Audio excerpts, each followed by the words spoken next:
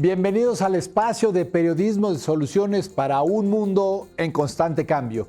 Mi nombre es Iván Carrillo y esto es Reporte Climático. Con ayuda de especialistas de Latinoamérica, abordamos cada semana los distintos aspectos del mayor reto de nuestro tiempo, la alteración del clima. La causa directa de dicho fenómeno es la quema masiva de combustibles fósiles como petróleo, gas natural y carbón. En consecuencia, el planeta ya se ha calentado 1.2 grados Celsius respecto a la época preindustrial.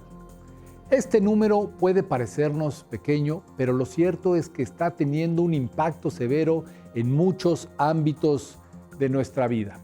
La salud física y mental no son la excepción y para hablar al respecto, esta vez hemos invitado a Yasna Palmeiro Silva, quien se desempeña como profesora en la Universidad de los Andes en Chile.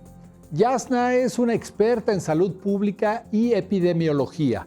Vamos a conocerla después de nuestra sección de noticias climáticas globales. Comenzamos.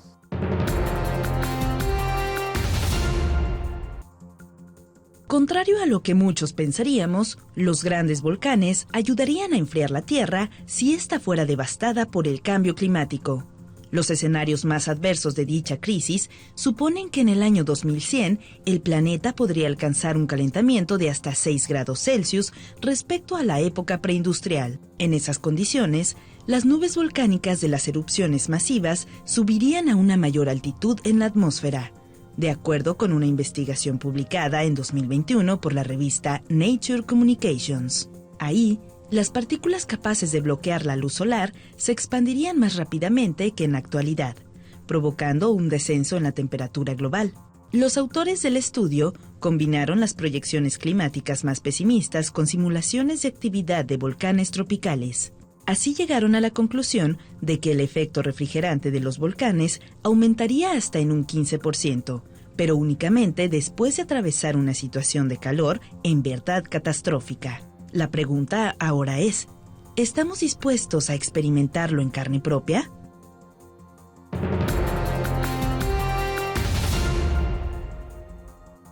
Casi 30 ciclos de retroalimentación climática estarían agravando el calentamiento global y amenazan con desencadenar alteraciones irreversibles en el planeta. Eso es lo que indica un reciente análisis dado a conocer en One Earth. Los ciclos de retroalimentación climática son una suerte de efecto dominó, o sea, un solo cambio se traduce en transformaciones adicionales y repetidas. Es el caso del Ártico, donde las temperaturas crecientes están derritiendo el hielo marino. En consecuencia, hay más agua. Esta absorbe más calor y con ello se derrite más hielo, comenzando de nuevo el ciclo.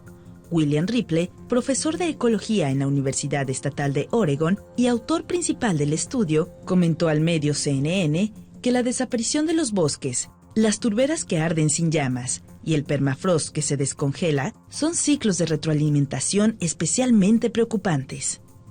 Esto se debe a su gran magnitud, la dificultad de cuantificarlos con precisión, su ausencia en los modelos climáticos y su capacidad de afectarse unos a otros. Entre los años 2000 y 2022, en América Latina y el Caribe, 152 millones de personas fueron afectadas por desastres. Según la ONU, en los últimos 2 años, el 88% de esos fenómenos tuvo relación con el clima e impactó de manera desproporcionada a las personas mayores y con discapacidad, a la niñez y a las mujeres. No obstante, ellas han demostrado reiteradamente que son esenciales en la prevención. Con el fin de potenciar este papel, existe desde 2021 la Red de Mujeres de América Latina y el Caribe para la reducción del riesgo de desastres. Queremos saber cuáles son los ejercicios en la región que están desarrollando las científicas y las mujeres en territorio, quienes a menudo no conocen la expresión reducción del riesgo de desastres, pero sí que están salvando vidas. Todas son bienvenidas en la red. Así lo señaló una de sus integrantes, Giovanna Osorio Ospina, durante la 8ª Plataforma Regional para la Reducción del Riesgo de Desastres en las Américas y el Caribe, celebrada este año en Punta del Este, Uruguay. Osorio Ospina recordó que pertenecer a la red no tiene costo y el registro se hace en Internet mediante un formulario disponible en inglés y español. De entre todos los factores capaces de poner en jaque a la salud humana, el más preocupante es el cambio climático, ya que amenaza con deshacer los últimos 50 años de progreso en el ámbito sanitario. Nadie está a salvo de los riesgos, pero las personas cuya salud se está viendo perjudicada en primer lugar y de forma más severa por la crisis climática son las que menos contribuyen a sus causas y las que menos pueden protegerse a sí mismas y a sus familias. Nos referimos a las poblaciones de países y comunidades de bajos ingresos, así como a los grupos históricamente desfavorecidos. La Organización Mundial de la Salud señala que el cambio climático coloca en inminente peligro la cobertura sanitaria universal de diversos modos, agudiza la carga de enfermedad y exacerba los obstáculos que ya existían. Por ejemplo, más de 930 millones de personas, es decir, 12% de la población mundial, dedican al menos una décima parte de su presupuesto familiar a pagar la atención de salud, dado que los más pobres carecen en gran medida de seguro. Las crisis y tensiones relacionadas con la salud ya empujan a unos 100 millones de personas a la pobreza cada año, y los efectos del cambio climático empeoran esta tendencia. Aunque esta relación de causa-efecto es inequívoca, sigue siendo difícil estimarla a detalle. No obstante, los avances científicos están permitiendo atribuir progresivamente un aumento de la morbilidad y la mortalidad al calentamiento inducido por las actividades humanas. Se prevé que entre 2030 y 2050, el cambio climático causará unas 250,000 muertes adicionales cada año debido a la malnutrición, el paludismo, la diarrea y el estrés calórico. Asimismo, se calcula que el costo económico de los daños directos a la salud será de $4,000 millones anuales de aquí a 2030. A esta cifra hay que sumar los costos indirectos en sectores determinantes para la salud, como la agricultura, el agua y el saneamiento. El Grupo Intergubernamental de Expertos sobre Cambio Climático, IPCC, ha concluido que el mundo debe limitar el aumento de la temperatura global a 1,5 grados Celsius respecto a la época preindustrial, tal como marca el Acuerdo de París. Esa es la única manera de evitar una catástrofe en la salud y prevenir millones de muertes. Sin embargo, también hay que decir que incluso un calentamiento de 1,5 grados se considera inseguro, pues cada décima de grado adicional en el planeta representa un grave golpe a la vida de las personas. El sector salud tiene un papel importante que desempeñar en la reducción de su propia huella ecológica. De hecho, si se tratara de un país, ocuparía el 5º puesto de los que más emiten gases de efecto invernadero. Actualmente, apenas un 0,5% del financiamiento climático multilateral se ha atribuido a proyectos de salud. En verdad se necesita hacer inversiones para ecologizar los sistemas sanitarios a través del uso de paneles solares, equipos de eficiencia energética y gestión de residuos. El cambio climático está sucediendo en este preciso momento y sus efectos son múltiples. Y todos estos cambios en el sistema climático obviamente trae alteraciones a lo que nosotros estamos acostumbrados, digamos, desde el punto de vista del clima, ¿no? Entonces, todos estos cambios también desafían el cómo nosotros construimos las ciudades, cómo nosotros nos desarrollamos en el día a día, cómo nosotros plantamos o cultivamos diferentes alimentos, etc. Y obviamente cambios en el clima, como afectan los sistemas humanos, también afectan la salud mental y la salud en general de la población, ya sea porque estamos teniendo más eventos de precipitaciones extremas y como no estamos preparados, entonces nos inundamos, por ejemplo, y la gente sufre. El problema no termina ahí, pues algunas consecuencias del cambio climático en la salud pueden presentarse a largo plazo. Si hay inundaciones, quizás vamos a tener contaminaciones de las aguas y eso sí va a afectar después en algunas enfermedades, principalmente diarreicas, por ejemplo, etc. o olas de calor, por ejemplo. También hemos estado viendo en el mundo en general un aumento en las olas de calor, principalmente en la parte más bien del hemisferio norte, donde hay más tierra y menos océano, y esto afecta a las personas que son más vulnerables desde un punto de vista individual, pero también desde un punto de vista de una vulnerabilidad social, porque no nos preparamos bien como sociedad para enfrentar los desafíos de este cambio climático. Si nos preparamos mal, obviamente las personas van a sufrir, y dentro de ellas las más vulnerables desde un punto de vista más bien físico. Tan solo en lo que concierne a las muertes por calor, 1/3 puede atribuirse al cambio climático, según estudios. Ya estamos viendo que al parecer la sociedad, las personas están reaccionando ante estos eventos climáticos extremos, ¿cierto? Y que se asocian al cambio climático de una manera que nosotros podemos ver que negativamente les afecta, ¿no? En el pasado, la salud era vista como la ausencia de enfermedad, mientras que ahora se le reconoce como un estado de completo bienestar físico, social y mental. Bueno, en general la salud mental podría tener diferentes definiciones o diferentes abordajes dependiendo de la disciplina con que la miremos en el general.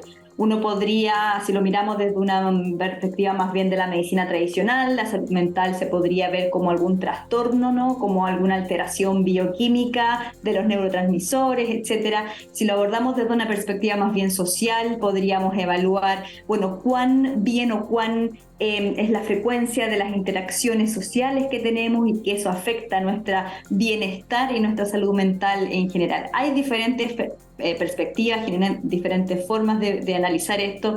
También es posible definirla desde la perspectiva de la salud global. Y obviamente nosotros desde Salud Global consideramos la salud mental como este estado o dinámica de bienestar social que es muy subjetivo. La salud mental desde un punto de vista de salud global es más bien subjetivo, es cómo tú te sientes en relación a tu vida, cómo tú te sientes inserto en la sociedad, etc. Cuando se piensa la salud mental en función del cambio climático, supone nuevos desafíos.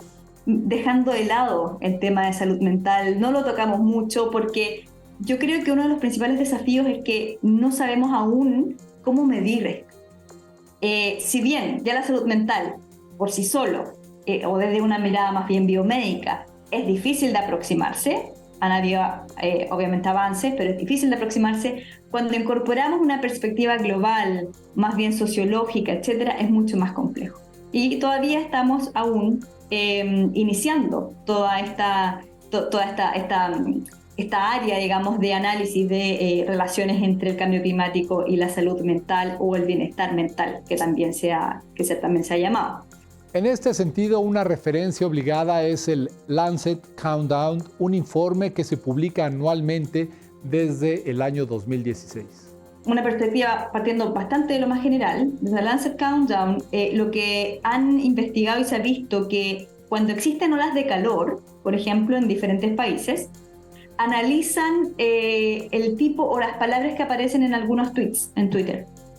Y lo que ven es que cuando hay olas de calor, los sentimientos más bien negativos de ansiedad, de desesperanza, por ejemplo, incrementan en comparación a los sentimientos positivos. Aumenta la desesperanza, ha existido un aumento en la desesperanza o esta llamada solastalgia que está asociado al cambio climático y que es este sentir, es un distrés emocional que es causado por todos estos cambios ecológicos que estamos viendo, esta disminución en la biodiversidad, por ejemplo, estas olas de calor grandes o estos aluviones e inundaciones que se producen en general en todas partes del mundo. Entonces es un trastorno que se ha visto principalmente dentro de los jóvenes. Otra condición sobre la que se ha generado conocimiento es la llamada ecoansiedad. Así lo describe Yasna Palmeiro. Que sería una ansiedad asociada a un cataclismo medioambiental o a este cambio medioambiental. Y finalmente se ha dicho también en relación al duelo o a la sensación de pérdida por esta pérdida o daño ecológico en general. Entonces ya estamos viendo algunos conceptos que aparecen asociados, principalmente en jóvenes, debido al cambio climático.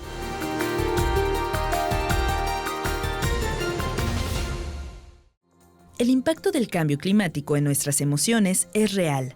Un amplio estudio realizado con 10.000 niños y jóvenes de 10 países reveló que el 45% percibe que sus sentimientos sobre el cambio climático afectan negativamente a su funcionamiento diario.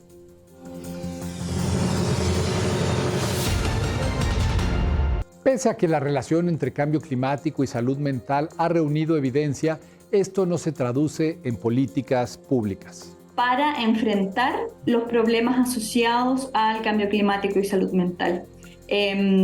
Lo que yo te comentaba son sentimientos, son emociones, son alteraciones en relación al bienestar mental, ¿cierto?, de las personas, principalmente jóvenes. Algo que hemos dejado de lado es el efecto del cambio climático en la salud mental a través de un evento extremo. Jóvenes, como también personas adultas, toda la sociedad.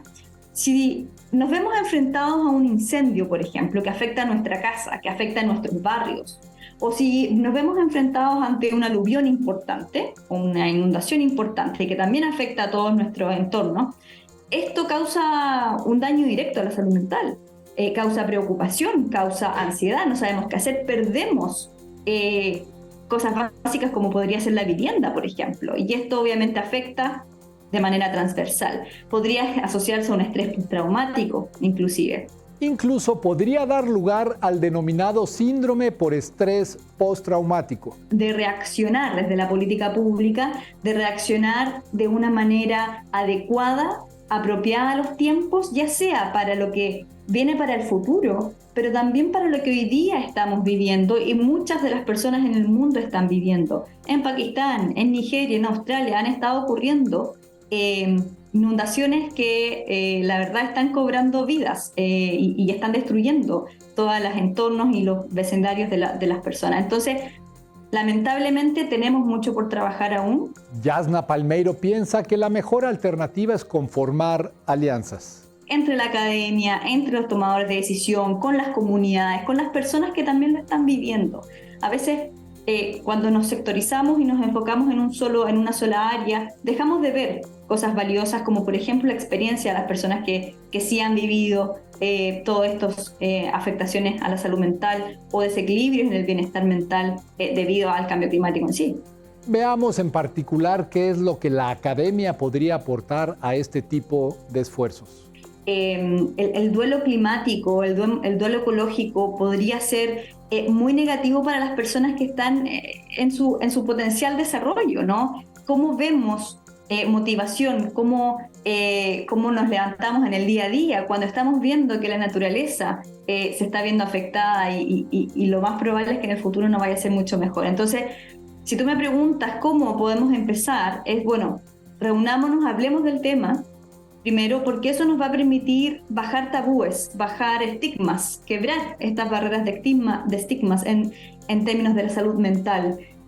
Miramos y vamos a ver quiénes están siendo los más afectados. El enfoque comunitario es clave por las propias características de la crisis ambiental y en especial del cambio climático. Nosotros tenemos que entender en general que los efectos del cambio climático o las amenazas climáticas en general están presentes en todo el mundo.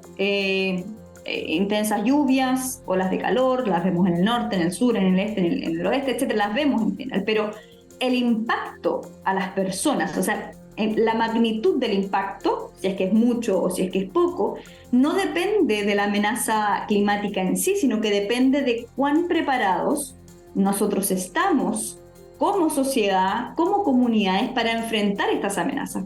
Y esa preparación aumenta o disminuye la vulnerabilidad. Si nosotros fortalecemos, por ejemplo, la cohesión social en las comunidades, si nosotros fortalecemos el trabajo comunitario que se pueda dar con centros de atención primaria en salud, por ejemplo, si es que nosotros reforzamos y tenemos políticas públicas claras de, por ejemplo, le decimos a las comunidades, viene una amenaza, tenemos estas herramientas, nos tenemos que preparar de esta manera. Bueno, todo eso lo que va a hacer es que va a disminuir la vulnerabilidad a las amenazas del cambio climático. Es con este conocimiento que se pueden establecer metas y planes de acción para atender a las comunidades. Considerando todas las fortalezas que también tienen las personas. De repente las políticas o la academia y la investigación, cuando se hace con una mirada desde arriba hacia abajo, digamos, a veces deja de lado lo que las personas están viviendo. Entonces, para mí un primer paso es, vamos, hablemos con las comunidades, establezcamos, digamos, métodos sistemáticos de recolección de información, para luego trabajar con todas las personas juntas, incluyendo tomadores de decisión, en planes de acción, ojalá con una mirada local, ojalá con una mirada de justicia, por ejemplo, para poder hacer frente a estas problemáticas. Este trabajo, a su vez, es fundamental para lograr una adaptación al cambio climático.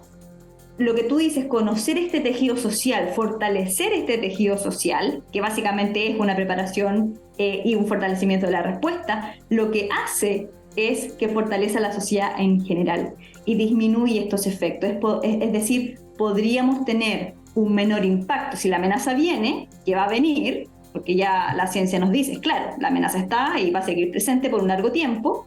Entonces lo que tenemos que hacer es fortalecer todo este tejido para disminuir las vulnerabilidades y así tener menor impacto, principalmente en personas jóvenes, principalmente en personas que tienen menos recursos y que sufren en general más por estas inequidades a veces también sociales que existen entre nosotros.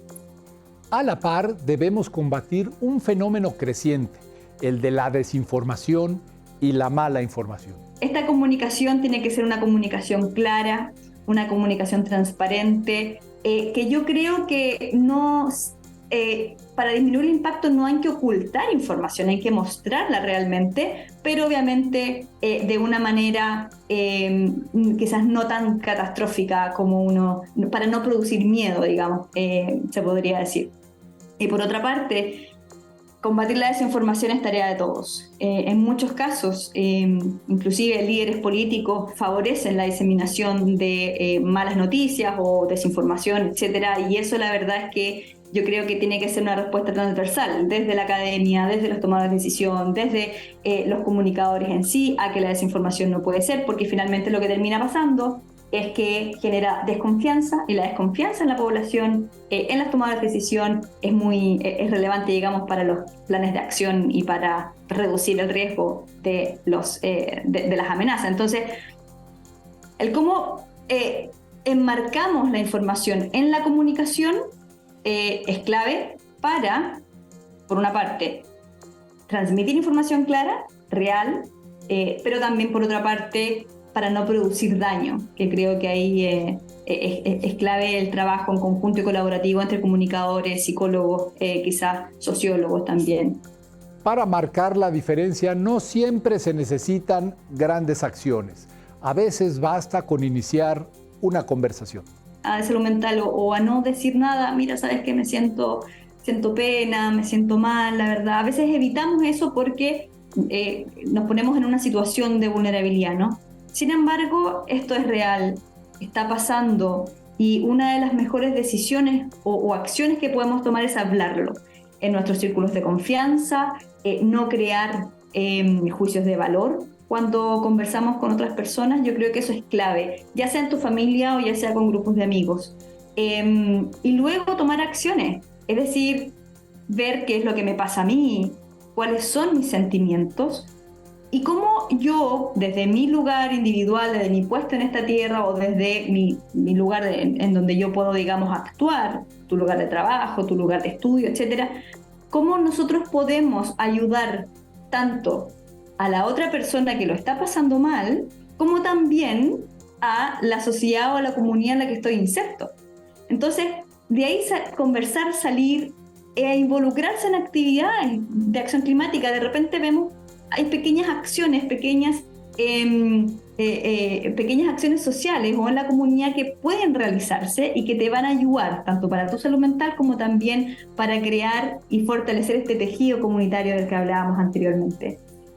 Acciones hay muchas. Hemos llegado al final de este reporte climático, periodismo de soluciones para un mundo en constante cambio.